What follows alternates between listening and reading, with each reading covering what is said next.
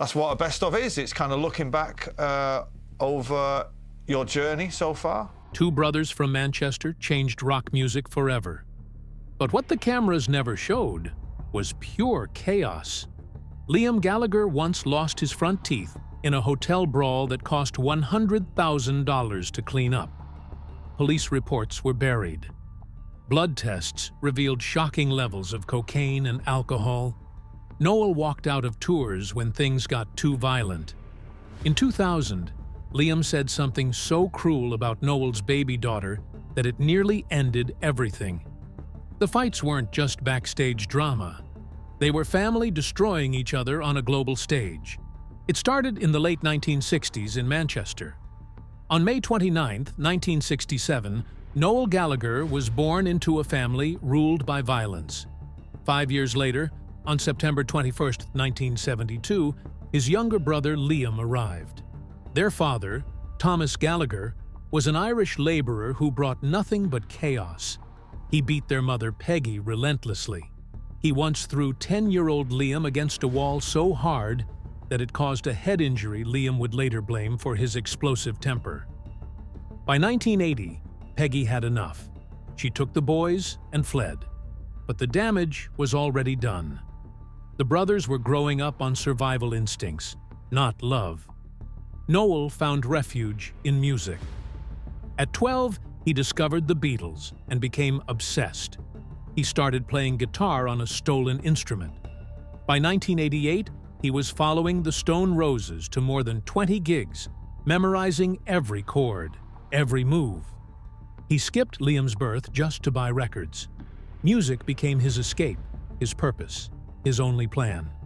By 1991, he wrote his first song, Live Forever, while unemployed and living in a tiny flat. Liam didn't find peace. He exploded. In 1988, at just 15, he was expelled from Barlow Roman Catholic High School after fighting teachers. In 1989, he was arrested for stealing bikes and clothes worth $500. He joyrode stolen cars, dabbled in drug dealing, even hid in a sewer once to escape the police. In 1990, a rival attacked him with a hammer, cracking his skull. This wasn't just a phase, it was fuel. The same fire that led to violence would later light up stadiums. Their relationship was war. Always had been. In the 1970s and 80s, they fought constantly. In 1985, Noel locked Liam out of the house during a family row. In 1989, he punched him over a stolen bike and didn't speak to him for months. In 1994, Noel told a reporter he'd gladly see Liam dead. That wasn't a joke. It was a wound passed down from their father, and it bled into every part of their future. Noel got his first break as a roadie for Inspiral Carpets in 1988. He worked 200 shows across Europe, earning just $20 a day. He learned the music business from the ground up: gear, sound checks, backstage chaos. He smoked weed on duty and was fired in 1991 for slacking. But he left with stolen song ideas and a sharpened edge. At one point, he lived on nothing but beans. Then, in August 1991, came a night that changed everything. Liam's band, The Rain, had a gig at King Tut's Wah Wah Hut in Glasgow. It was a mess. Only 20 tickets sold. The sound system glitched. Liam's vocals were raw and wild. But Noel saw something. After the show, he made his move. He would join, but only if he had total control. He renamed them Oasis after a poster he'd seen. The very first rehearsal ended with Liam punching him. That was the real start. Noel set the rules fast. In August 1991, he told the band flat out he'd be the sole songwriter, the lead guitarist, and they'd do everything his way. Liam was 19. Noel was 24. He fired bassist Giggsy in 1992, then brought him back after begging. The band was broke, surviving on $20 a week from the dole. But the power shift caused a rift that would never close. Their first real studio session in 1992 almost killed the dream before it began. They scraped together $400, but Liam blew the vocals. He cracked and snarled. Producer Mark Coyle almost quit. Liam showed up drunk. He smashed a guitar. He fought drummer Tony McCarroll. They nearly lost the deal. Creation Records wasn't impressed until a remixed tape arrived months later. By then, Liam had already caused 12 show cancellations in 1993 alone. Then came Noel's brutal streak. In April 1995, after Definitely Maybe had sold over 8 million copies, Noel fired McCarroll in a pub. Just like that. The drummer sued for $18 million but settled in 1999. Guigsy was fired twice. Guitarist Bonehead quit in 1999, fed up. There were 10 lineup changes by the time the band ended in 2009. Once, during a 1993 fight, Noel even threatened McCarroll with a cricket bat. And before the fame, they were drowning in debt. By 1992, they owed $3,000 from failed demos. They lived in a filthy flat filled with rats, surviving on stolen food and $70 weekly. In early 1993, they lost $5,000 recording at Mono Valley Studio. Everything came out unusable. Liam wrecked a ferry during a tour in Amsterdam, causing $2,000 in damages they couldn't afford. They almost broke up in March 1994 when Creation Records delayed their signing. But then came May 31st, 1993. Alan McGee saw them again, signed them on the spot. The chaos had finally paid off. On August 29, 1994, Definitely Maybe was released. It sold 86,000 copies in its first week, 100,000 in just 4 days. It went straight to #1 and outsold every rival 50 times over. The songs, Supersonic, Live Forever, became anthems. But beneath the success, the cracks were spreading. Liam resented Noel's control. He started calling him a control freak. Noel had written most of the album high, but Liam's delivery gave the songs their soul. Then came the disaster in Newcastle. On August 9, 1994, a few weeks before the album dropped, a fan punched Noel in the eye during a gig. He jumped into the crowd to fight. Liam followed. The show was cut short. The crowd rioted. The BBC recorded the entire Meltdown, but never released the full tape. Noel later said it felt like war, and war would become their normal. By 1995, the media had turned them into symbols. The North versus South Britpop battle was born. On August 14, 1995, Oasis released Roll With It on the same day Blur dropped Country House. Blur sold $274,000. Oasis sold $216,000. Blur won, but the Gallaghers were furious. Liam mocked Blur's sound as chimney sweep music. Noel said they'd wipe the floor with them. The rivalry made them icons, but it also crushed them under pressure. In April 1997, Liam secretly married actress Patsy Kensit. The tabloids went wild. Their $2.3 million mansion was surrounded by cameras. Patsy clashed with Liam's lifestyle. He was partying, cheating, and spiraling. Their son Lennon was born on September 13, 1999. In the middle of this chaos, Oasis began recording their third album. Starting November 1996, in a studio in Surrey, they spiraled into a cocaine-fueled storm. The producers said they ordered weed, but accidentally received an ounce of cocaine, and used it anyway. Noel layered 10 identical guitar tracks per song.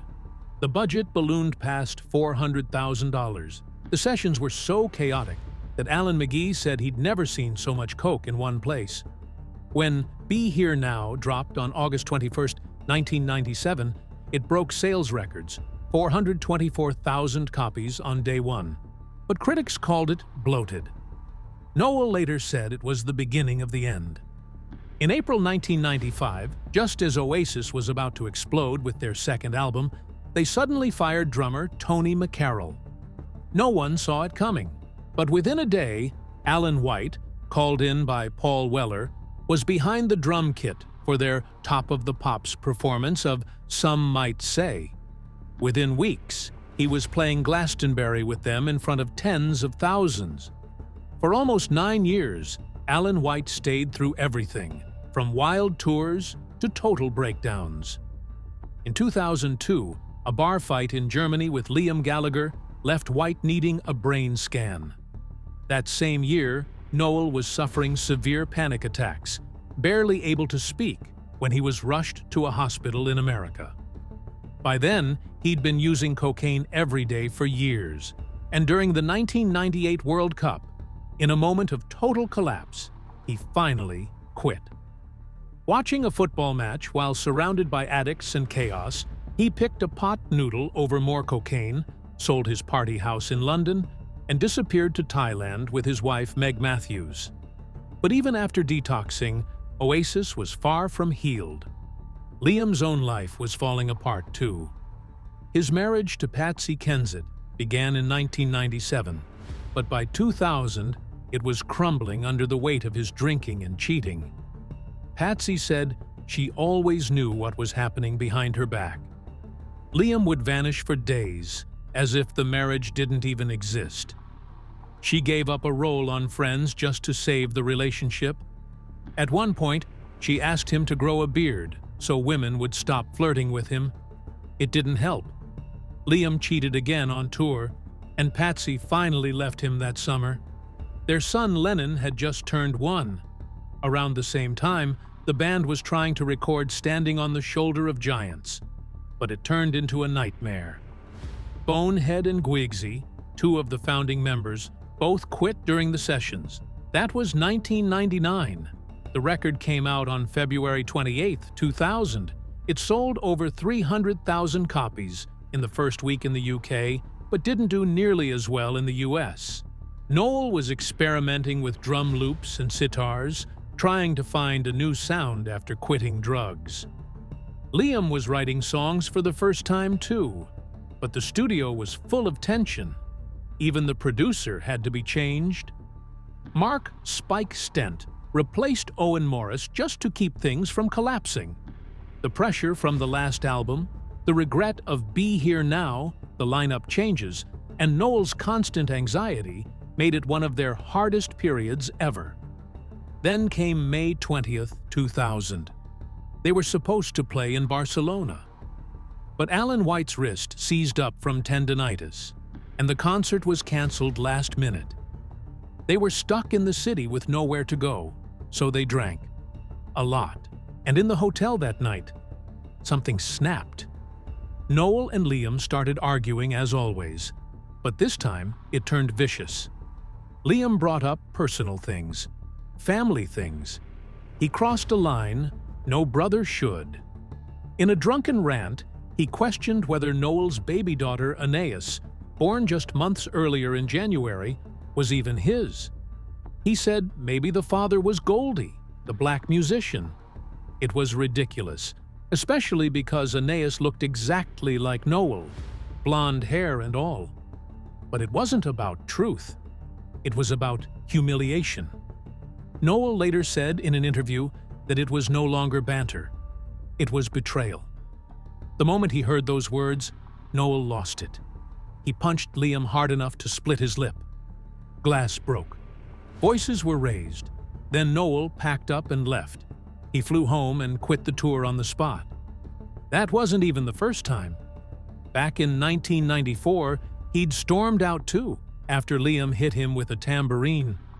But this time felt different. He said he couldn't take the verbal and violent attacks anymore. The band scrambled to stay afloat. They brought in Matt Dayton, a guitarist who barely had 3 days to learn all of Noel's parts before playing their next show in Milan on May 23rd. They toured through Switzerland, Germany, Sweden, France, Poland, Denmark, Finland, Norway, and Spain, somehow surviving the chaos. In Hamburg alone, over 8,000 fans showed up, despite Noel's absence. Matt and Liam bonded over music like early Fleetwood Mac. Noel eventually came back in July for the UK leg, but the damage from Barcelona was never undone. Then came Wembley. On July 22, 2000, Oasis played in front of 70,000 people. The gig was being broadcast to 70 million more. It was supposed to be legendary. It became a disaster. Liam arrived drunk. He'd already crashed the stage during Happy Monday's set that evening, hugging Shaun Ryder while visibly wasted. His divorce with Patsy Kensit was unraveling, and he was spiraling. The performance that night was chaos. Liam slurred lyrics, forgot verses, and turned every song into a mess. During Gas Panic, he called his ex-wife a dodgy whore. During Supersonic, he just mumbled. During Wonderwall, he let the crowd sing while adding bizarre lines like, "You should have realized not to sniff glue." Only Live Forever made it through untouched. The entire concert had to be patched together with audio from an earlier show in Yokohama, Japan, recorded on March 5, 2000. When the live album Familiar to Millions came out on November 13th that year, most fans didn't realize they weren't really hearing Wembley. Only one line from Liam's Wembley performance made it into Wonderwall. Everything else was either overdubbed or replaced.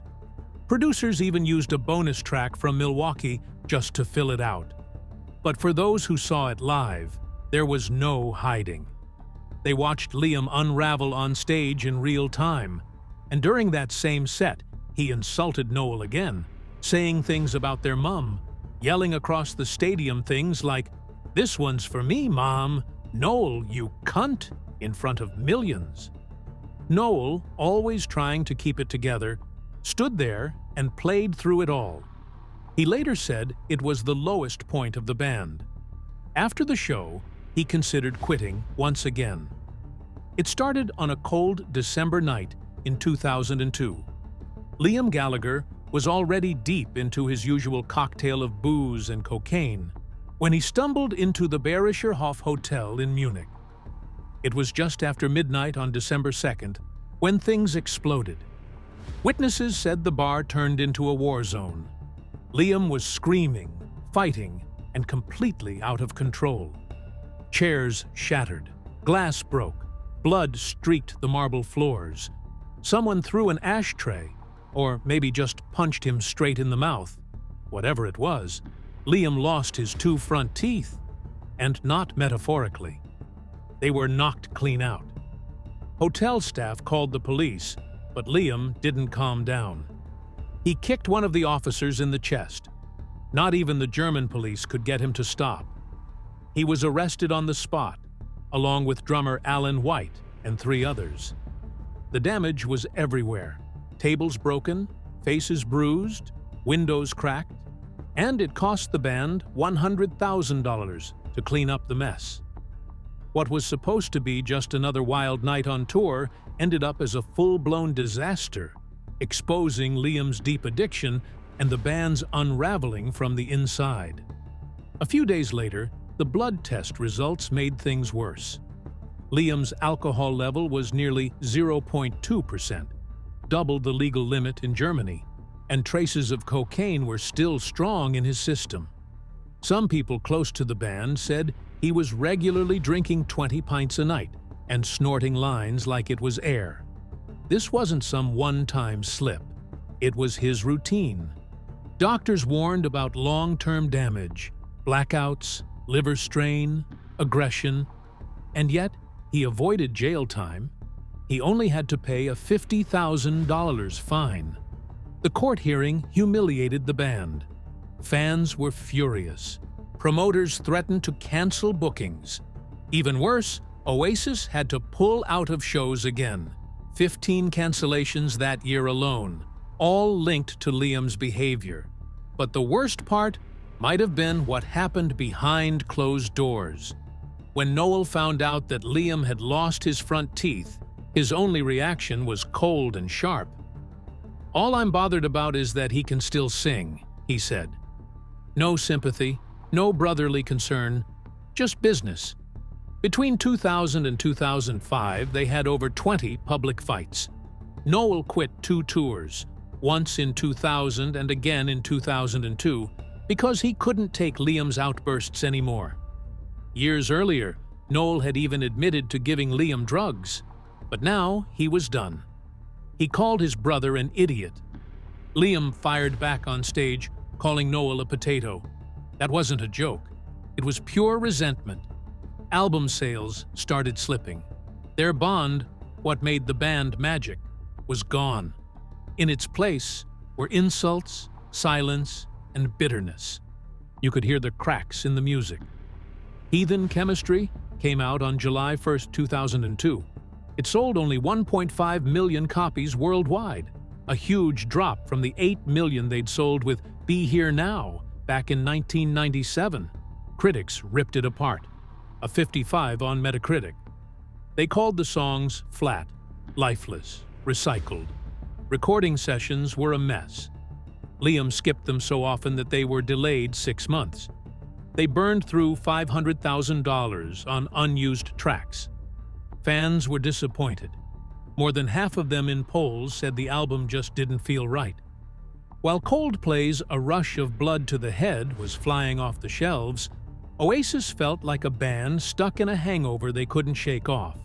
But it didn't stop there. From 2000 to 2005, they canceled at least a dozen shows. Every time the official reason was laryngitis. But insiders knew what that meant. It meant Liam had been drinking for 2 days straight. He once canceled a gig in Barcelona in July 2002 after a bender that left him too dehydrated to speak. Fans lost $200,000 in tickets. There were near riots in places like Wembley. Behind the scenes, tour memos quietly admitted it was cocaine damaging his throat. In 2001 alone, Liam missed 15 soundchecks. Noel reached his breaking point. In 2000, he canceled an entire U.S. tour after Liam insulted his wife. All these missed shows cost them over $1 million. The crowds stopped trusting them. By 2005, their attendance numbers had dropped 30%. They weren't the band of the people anymore. They were a warning sign. In 2009, they did it again. On August 22nd, just days before their last ever show, Oasis pulled out of headlining V Festival in Chelmsford. The official excuse? Laryngitis again. But this time, Noel broke the silence. He told everyone Liam wasn't sick. He was hungover. It was a lie. And fans felt betrayed. Just 6 days later, on August 28th, Oasis were booked to play at Rock en Seine in Paris. They never made it. Liam smashed Noel's guitar. A fight exploded backstage. And that was it. Noel quit the band, citing that he couldn't work with Liam anymore. Some fans at their previous show in Staffordshire didn't realize it would be the last time they ever saw Oasis on stage. They were still singing I Am the Walrus as the lights went out on one of Britain's greatest bands. Noel's final days in Oasis felt like exile. In 2009, he described feeling like a stranger in his own band. Bandmates like Jem Archer and Andy Bell sided with Liam more and more, and Noel's voice was ignored. During the Dig Out Your Soul tour, Liam's taunts weren't just jokes anymore. There were threats, verbal abuse, even physical intimidation. Noel talked about how Liam once headbutted him back in 2000 over rumors about Noel's daughter not being his. And by 2009, the brothers barely spoke at all. They only communicated when the lights were on and the crowd was watching. Offstage, they lived separate lives. On August 29, 2009, Noel released a statement that said everything. He was tired of being surrounded by people who let Liam get away with everything. Their final album, Dig Out Your Soul, had been a warning. They recorded it at Abbey Road from August to December 2007, and Noel admitted they had nothing left. The songs were forced. The sound was loud but empty. Liam only wrote 3 tracks. Jem and Andy wrote 1 each. Noel tried to add strings and orchestras to give it weight. But even he later said the ideas were recycled. He was digging into old memories just to find something to write about. When it came out on October 6, 2008, it hit #1 in the UK. But critics said the fire was gone. Even with all the packaging, the box sets, the vinyls, the DVDs. It felt like a farewell no one wanted to say out loud. It was August 28, 2009, just before Oasis was about to play the Rock en Seine festival in Paris. Backstage, things were already tense. Liam Gallagher had just launched his clothing brand, Pretty Green, and wanted free advertising for it in the band's tour programs. He thought it was a no-brainer. But Noel didn't. He told Liam it wasn't right to promote personal business to their fans like that. Noel later said in a 2011 press talk that he told Liam to just pay like any other advertiser. That small suggestion was enough to set Liam off. He exploded with anger, unable to handle being told no. This wasn't a new fight either. Weeks earlier, they had clashed over Liam missing a show at the V Festival, claiming he had laryngitis, while Noel believed it was just a hangover. It was all building up. This fight over clothing ads became the final spark. As things boiled over in the dressing room, Liam stormed out in fury, but not before grabbing a plum. He threw it hard against the wall. It exploded in a messy burst. Later, Noel joked that it would have been the perfect headline, "Plum throws plum." It was ridiculous, but it showed just how childish and furious Liam could be in the heat of the moment. Minutes later, it would get much worse. Liam came back into the dressing room holding something much more serious, Noel's prized 1960 Gibson ES-355 guitar. It was cherry red, bought back in 1997 for $4,000, and had been used on every Oasis album. Liam didn't say anything. He just swung it. Noel said later that it was like Liam was wielding it as an axe, and it almost hit him in the face. He called it an unnecessary, violent act. That one moment destroyed the gig. The tour was canceled, and Noel walked away. The guitar was left in pieces. Liam had made sure it was shattered. It was later repaired by a skilled luthier named Philippe de Breuil. In 2022, that same guitar was auctioned for $325,000, or about $403,536. That one broken object became a symbol of everything Oasis had gone through. As all this unfolded, other band members were in the room. Andy Bell and Jem Archer stood by and said nothing. Noel later described it painfully. Bell, he said, just kept looking at his shoes. Archer didn't say a word. Noel felt completely alone. He realized in that moment that no one had his back. These were the same bandmates they'd been touring with since the 1990s. But during that explosive moment, when things turned violent, they did nothing. That silence hit Noel harder than the fight itself. Eventually, both Bell and Archer would join Liam in a new band called Beady Eye. Noel went solo. After the guitar attack, Noel walked out. A car was already waiting outside. Inside, he sat alone for just 5 minutes. That was all it took. He made his decision right there. He said to himself, "I simply could not go on working with Liam a day longer." It was over. Nearly 20 years of Oasis ended like that. The media storm was immediate. Noel couldn't even go back to his house right away because reporters were waiting. His family had to join him secretly in France. He later said it wasn't the best way to leave, but it was the last straw. He couldn't take it anymore. After that moment in 2009, both brothers went their separate ways, and surprisingly, both found massive success. Liam formed Beady Eye with Jem, Bell, and Chris Sharrock. Their first album came in 2011, Different Gear, Still Speeding, which reached number 3 in the UK with over 67,000 copies sold in the first week. In 2013, they released BE, which hit number 2, but tensions grew again, and by 2014, Beady Eye broke up. Meanwhile, Noel started a project called Noel Gallagher's High Flying Birds in 2010. His debut album dropped in 2011 and sold over 800,000 copies in the UK alone. He kept releasing music, including Council Skies in 2023, and gained 75 million streams for songs like AKA What a Life. Even back in 1996, Noel had a solo #1 with the Chemical Brothers' Setting Sun, but post-Oasis, his career exploded in a different way. By 2024, his net worth had hit $20 million. Liam wasn't far behind. His solo career took off with As You Were in 2017, selling 103,000 copies in its first week and becoming the fastest-selling vinyl in 20 years. He went on to score 6 #1 albums, including a 2024 collaboration with John Squire. Liam brought raw power to the stage, pulling in crowds of over 100,000. Noel offered something more thoughtful, but just as powerful. Together, they sold more than 20 million albums separately, proving they didn't need each other to shine. But the shadow of Oasis still lingered. Even their 2010 compilation, Time Flies. 1994-2009 reached #1.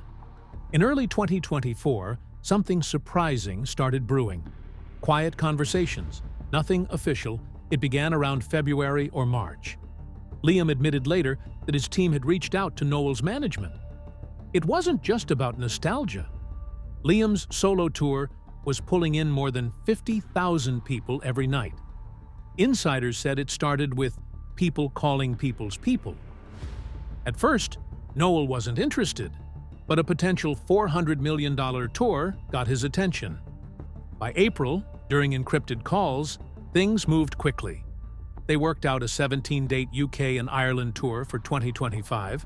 4 shows at Wembley alone were expected to bring in $100 million. Mediators like Richard Ashcroft helped ease things. The brothers' lawyers, who once fought in court after Liam sued Noel in 2011, were now figuring out how to split the earnings fairly. Everything stayed secret. Even Liam's March 2nd tweet quoting Shakespeare was actually a quiet nod to what was happening. It wasn't until August 25 that fans got a hint, when both posted a cryptic teaser saying 27.0824. That was it. No one knew the full scale, but it was massive. 10 million fans flooded the sites trying to get tickets. Then, on August 27, 2024, it all became real. It was exactly 30 years since Definitely Maybe came out. At 8 a.m. GMT, both Liam and Noel posted the same short video online. Just the date and the Oasis logo. Nothing more. In hours, it racked up 10 million views. 500,000 tweets followed. Ticketmaster crashed. On August 31st, tickets for all 14 UK and Ireland shows sold out in minutes, bringing in $50 million right away. Prices jumped from $148 to $355. Some scalpers listed tickets for $6,000. Fans were furious. Even the UK government got involved, opening an investigation into Ticketmaster's pricing model. Liam, always cheeky, posted, "See you down the front, you big fanny." The press statement said there was no special moment that caused the reunion. It was just time. In a way, it echoed their Nebworth moment from 1996, when 2.5 million fans tried to get 250,000 tickets. But this time, the internet made it even bigger. The 2024 reunion became the fastest-selling UK tour ever.